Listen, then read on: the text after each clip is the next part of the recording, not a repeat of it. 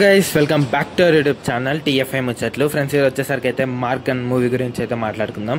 So ముందుగా వీడియోకి వెళ్ళే ముందు please like share and subscribe to YouTube channel. Friends Maargan movie వచ్చేసరికి అయితే విజయ్ యాంటోనీ లీడ్ రోల్లో యాక్ట్ చేశారనమాట. అండ్ ఈ మూవీ ఎక్కువ బజ్ అయితే క్రియేట్ చేయలేకపోయింది మన తెలుగు స్టేట్స్లో. అండ్ కన్నప్ప కొంచెం హైప్ అయితే ఎక్కువ ఇచ్చారు కాబట్టి. అండ్ మార్గన్ కూడా ఈ కాంపిటేటర్లోనే రిలీజ్ అయిందనమాట. అండ్ మార్గన్ మూవీ వచ్చేసరికి అయితే నాకైతే నచ్చింది. అంటే మరీ ఎక్స్ట్రీమ్ కాదు, ఎబో యావరేజ్ మూవీ అయితే నేను చెప్పగలను. అండ్ ఫస్ట్ హాఫ్ అయితే సూపర్ ఉంటుంది. ఇది వచ్చేసరికి అయితే ఇన్వెస్టిగేషన్ క్రైమ్ థ్రిల్లర్ మూవీ అనమాట. ఈ సెగ్మెంట్ అంటే నాకు ఎంత ఇష్టమో నాకన్నా మీకే ఎక్కువ తెలుసు.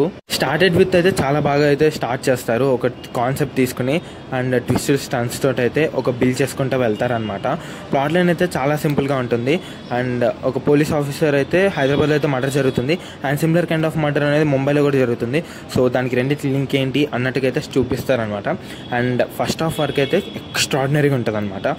బట్ మంచిగా తీసుకెళ్తారు స్టోరీని.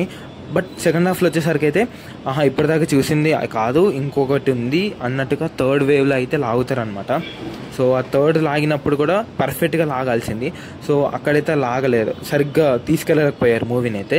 నేను కరెక్ట్గా చెప్పలేకపోతున్నాను, ఎందుకంటే ఎక్కడ చెప్పినా కానీ మీకు స్టోరీ అనేది తెలిసిపోయే ఛాన్సెస్ అయితే ఎక్కువగా ఉన్నాయి. సో అందుకే ఎస్పెషల్లీ ఇన్వెస్టిగేషన్ క్రైమ్ థ్రిల్లర్ మూవీస్లో అసలు ఇంత లీడ్ కూడా ఇవ్వకూడదు.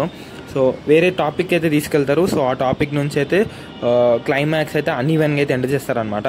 సో ఫస్ట్ హాఫ్ అంతా లేపినప్పుడు మంచిగా తీసుకెళ్ళినప్పుడు సో దాన్నే కంటిన్యూ చేయాల్సింది. బట్ అది వదిలేసి వేరే దానికోసం అయితే వెళ్ళడంతో అయితే అక్కడ కొంచెం డిప్ అయింది. బట్ ఫస్ట్ హాఫ్ అయితే నిజంగా చాలా బాగుంటుంది. అండ్ సెకండ్ హాఫ్ కొంచెం అయిందనమాట. అండ్ బీజిఎం వైజ్ అయితే షోకేష్గా ఉంది. అండ్ విజయ్ యాంటనీ యాక్టింగ్ కూడా అంత లేదు.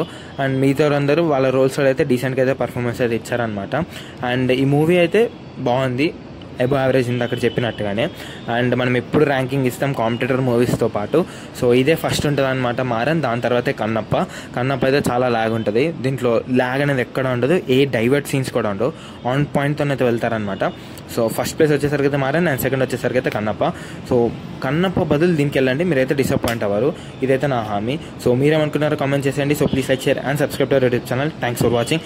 అండ్ దీనికైతే నేను రేటింగ్స్ అయితే ఇవ్వట్లేదు, ఎందుకంటే ఆల్రెడీ కాంపిటేటర్ మూవీతో అయితే కంపేర్ చేసి అయితే చెప్పేస్తాను. ఒకవేళ మీరు మూవీ చూస్తుంటే మీరు ఎన్ని రేటింగ్స్ ఇస్తారో కామెంట్ చేసేయండి. So please like share and subscribe to YouTube channel. Thanks for watching.